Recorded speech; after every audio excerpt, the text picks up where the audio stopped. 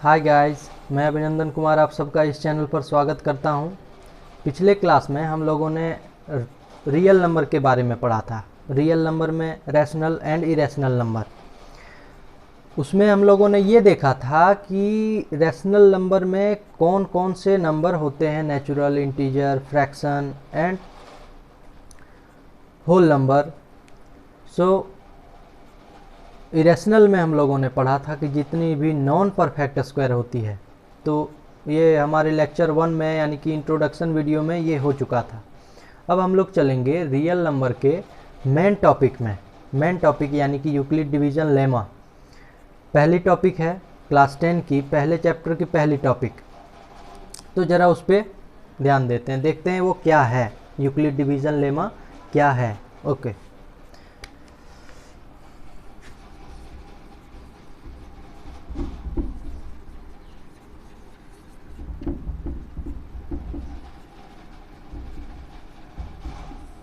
Euclid division lemma. तो Euclid एक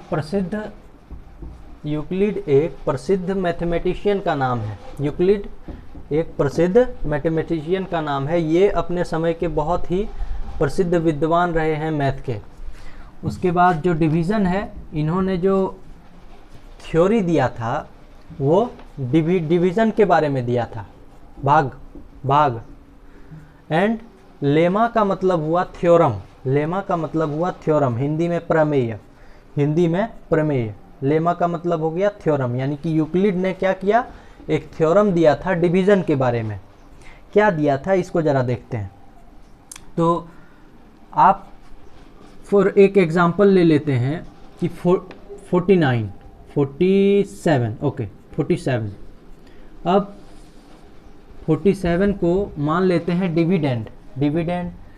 देखिए, किसी भी डिवीजन में 4 टर्म होती है कि नहीं। Dividend, divisor, quotient, remainder. ये 4 टर्म होती है, dividend, divisor, quotient and remainder. तो इन चारों के बीच में जो रिश्ता होता है उसी को कहते हैं यूक्लिड डिवीज़न लेमा। इस थ्योरम को हम लोग यूक्लिड डिवीज़न लेमा के नाम से, ध्यान दीजिएगा कि जैसे कि हमें 53 में डिवीज़न करना है 7 से 53 में। तो 53 क्या हुआ, डिविडेंड हुआ, जिसमें डिवीज़न करना है वो हो गया डिविडेंड, एंड जो 7 हो गया वो डिवाइज़र हो गया। 7 क्या हो गया, डिवाइज़र। अब आप इसमें डिवीज़न कीजिए डायरेक्ट। 7 7 या 49 एंड 4 आया रिमाइंडर। तो 7 यहाँ पर जो आया ये कोशेंट होता है, एंड 4 जो आया है हमारा वो रिमाइंडर। इनके बीच में रिश्ता जो बताएगा, रिलेशन जो बताएगा, उसी को बोलेंगे यूक्लिड डिवीजन लेमा।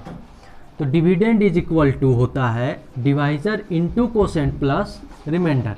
ओके, ये बिल्कुल सिंपल है, आप लोअर क्लासेस से इसे पढ़ते आ रहे हैं। अब हम लोग चलते हैं, 53 इज इक्वल टू लिखा जा सकता है 7 इंटू 7 इसके अनुसार, divisor into quotient plus remainder. यानी कि ये 4 टर्म होते हैं, dividend, divisor, quotient and remainder. भाग में, किसी भी भाग में यानी कि डिवीजन में 4 टर्म होते हैं और उनका रिश्ता इस प्रकार से है। चलिए अब थोड़े इसकी भाषा में आते हैं, इसकी भाषा में। ओके, लैंग्वेज स्टेटमेंट में, स्टेटमेंट क्या बोलता है, फॉर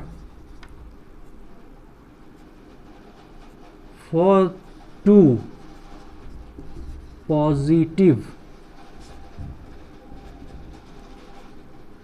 इंटीजर, यानी कि इंटीजर कैसा होना चाहिए, 2 positive integer a and b के लिए देयर एग्जिस्ट, आप लिखना चाहते हैं तो लिख सकते हैं इसको, there exist unique whole number. कौन कौन, q एंड r। कौन कौन एग्जिस्ट करते हैं, 2 positive number a and b के लिए एग्जिस्ट करते हैं unique whole number q and या आर। क्यू क्या, अब ए बी और क्यू आर, ए बी और क्यू आर आप देख सकते हैं। तो ये दोनों है क्या, ये 1 2 3 4, ये 4 टर्म है ना, ये क्या है, तो ये और कुछ नहीं है, बस यूक्लिड डिवीजन लेमा जो आपने यहाँ पढ़ा उसी को सिंबलाइज किया गया है, उसी को सिंबलाइज कर दिया गया, यानी कि डिविडेंड को ए मान लिया, डिवाइजर को बी मान लिया। शुरू में क्या होता है, कोई भी डिवीजन होता है तो पहले या तो पहले डिविडेंड होता है और डिवाइजर होता है, जिसमें भाग लगता है और जिससे भाग दिया जाता है। तो ये 2 नंबर रहते हैं। तो वही कह रहा है कि एक ये है और एक बी है, और जब भाग लगा तो क्यू मिला और नीचे रिमाइंडर मिला कुछ। तो वही उसी का रिलेशन क्या हो जाएगा, डिविडेंड ए माना गया है तो A is equal to divisor B माना गया है जिससे भाग लग रहा है ए में, इंटू कोसेंट प्लस रिमाइंडर। ठीक है, इतना तो सिंपल था समझना, लेकिन इसके आगे थोड़ा समझिएगा जहाँ पे स्टूडेंट्स को ज़्यादा प्रॉब्लम होती रहती है ज़्यादातर। 0 is less than equal to R but less than B. 0 R is greater than or equal to, R is greater than or equal to 0, यानी कि 0 के बराबर आर के बारे में बात हो रही है। ये ओनली किसके बारे में बात हो रही है, ये पूरी बात आर के बारे में, यानी कि रिमाइंडर के बारे में। ठीक है, यानी कि ये जो आर है, ये आर कभी 0 भी हो सकता है या 0 से ज़्यादा भी हो सकता है, 0 भी हो सकता है और 0 से ज़्यादा भी हो सकता है, यानी कि 1 2 इस प्रकार से चलते जाएगा। लेकिन b से छोटा होगा, b मान लीजिए आपका यहाँ 5 है, b क्या है, डिवाइजर 5 है, तो आपका 1 2 0 1 2 3 4 तक ही जा सकते हैं आप लोग। ठीक है, क्योंकि 5 से कम होना चाहिए, रिमाइंडर हमेशा डिवाइजर से क्या होते हैं, छोटे होते हैं हमेशा। तो यहाँ पर b लिख दिया जाता है। फिर से चलिए, अब क्या हुआ, ये टर्म समझ में आया होगा आपको, आशा करते हैं हम। अब हम लोग जानते हैं कि इससे HCF कैसे निकाला जाता है, HCF। ओके, मेन वही मोटो है कि यूक्लिड डिवीजन के मदद से, यूक्लिड डिवीजन के मदद से किस प्रकार से हम लोग HCF निकाल सकते हैं, इसको आप लिख सकते हैं। ये पूरी परिभाषा यानी कि डेफिनेशन हो गई, यूक्लिड डिवीजन लेमा, इसकी पूरी परिभाषा हो गई। ये आप इसको पॉज करके लिख सकते हैं।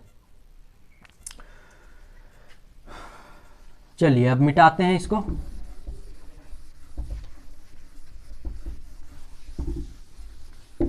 अब ध्यान दीजिएगा, जैसे कि एक नंबर लेते हैं 48 एंड 1032। अब इसकी क्या करनी है, HCF निकालनी है। Find HCF, find HCF by Euclid division method, Euclid division method. कैसे निकालनी है, यूक्लिड डिवीजन के मेथड से निकालनी है। तो किस प्रकार से निकलेगा ये, 48 को डिवाइड करेंगे 1032 में, कितने घर में जाएगा, सॉरी इसमें ले लेते हैं 482, 482 ज़्यादा समझ में आएगा इससे।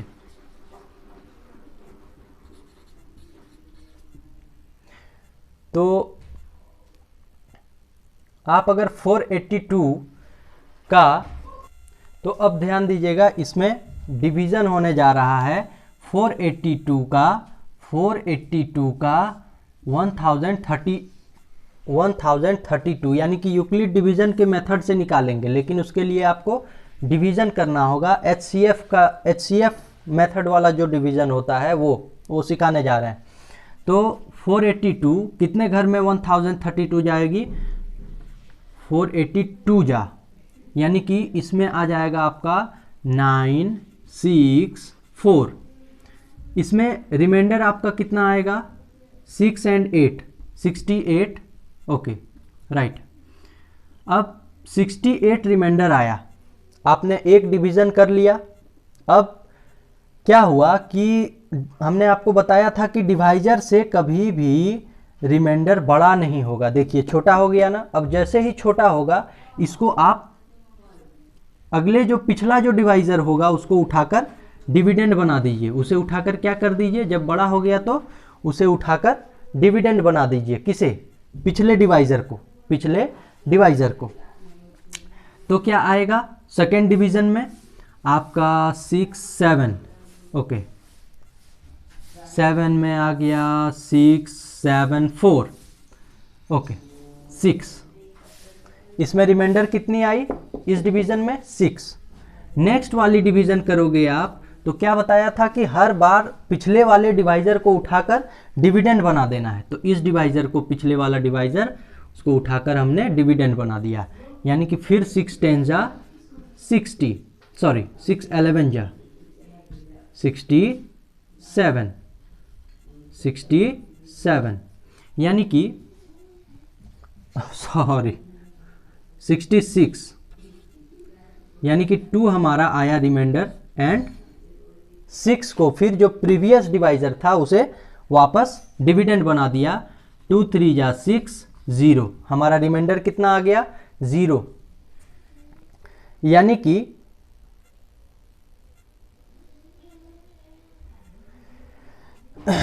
कि हमारा जो डिवीजन है वो कंप्लीट हो गया।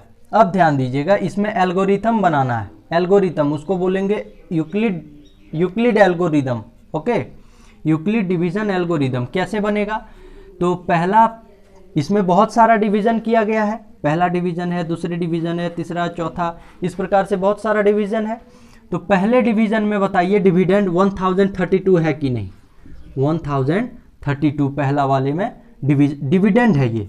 तो dividend is equal to divisor into quotient plus remainder, divisor into quotient plus remainder, okay. फिर सेकंड में ये डिवीजन तो कंप्लीट हुआ। अब इस डिवीजन में इसमें डिवाइजर पिछला वाला उठाकर डिविडेंड बना दिया।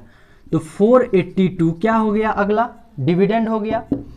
तो पिछला जो डिवाइजर था वो अब डिविडेंड बन गया। तो ये वाला डिवाइजर डिविडेंड बन गया और यही प्रोसेस चलते रहेगा, हर बार डिवाइजर को डिविडेंड बना दिया जाएगा। तो 482 का जब 68 से डिवीजन हुआ तो हमारा 68 था डिवाइजर और कोसेंट क्या था? 7 एंड रिमाइंडर क्या आया? 6। इसी प्रकार से आप अगले वाले जो प्रीवियस वाला अगला जो डिवाइजर होगा उसको भी आप क्या कर दीजिएगा? डिविडेंड बना दीजिए। इसे कैसे लिखा? तो 68 डिविडेंड हो गया, 6 डिवाइजर 11 कोसेंट, 6 डिवाइजर 11 कोसेंट और रिमाइंडर हमारा आया 2। यानी कि अगला डिविडेंड कौन होगा? अगला डिविडेंड हमेशा डिवाइजर होगा, इस बात को ध्यान रखिएगा। तो डिवाइजर अगला हो गया इज इक्वल टू 2 हो गया हमारा डिवाइजर। नेक्स्ट डिवाइजर कौन है? 2 इंटू 3 डिविडेंड हमारा कोसेंट है प्लस रिमाइंडर 0 आ गया। यानी कि अब ये ध्यान रखिएगा कि ये जो बना हमारा वो यूक्लिड डिवीजन एल्गोरिदम है। ये क्या है? ये पूरा एल्गोरिदम, ये क्या बन गया? यूक्लिड डिवीजन एल्गोरिदम बन गया। तो इसमें जो लास्ट वाला जो टर्म होगा उसमें 0 जब तक नहीं आएगा तब तक तो हम डिवीजन करते रहे। तो उसी प्रकार से आपको ये देखना है कि 0 किस टर्म में आ रहा है, कौन से टर्म में आ रहा है। तो इस वाले टर्म में आ रहा है, अंतिम टर्म में। अब इसमें रिमाइंडर क्या आ रहा है? 0। चूंकि रिमाइंडर 0 आ रहा है तो इसी का जो डिवाइजर होगा, मेन तो यहाँ पर डिवाइजर है, क्योंकि डिवाइजर को ही क्या किया जा रहा था? बार बार डिविडेंड बनाया जा रहा था। प्रीवियस डिवाइजर को डिविडेंड बना दिया गया। तो यहाँ पर 2 जो हो गया अंतिम लास्ट वाला एंड वाला जो डिवाइजर हुआ वही कहलाएगा HCF is equal to 2, okay.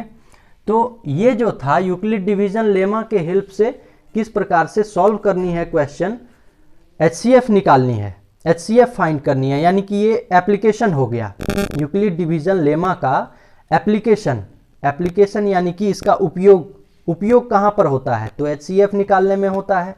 इस बात को तो आप समझ गए। अब इसको आप नोट करना चाहे तो कर सकते हैं। Okay, thank you.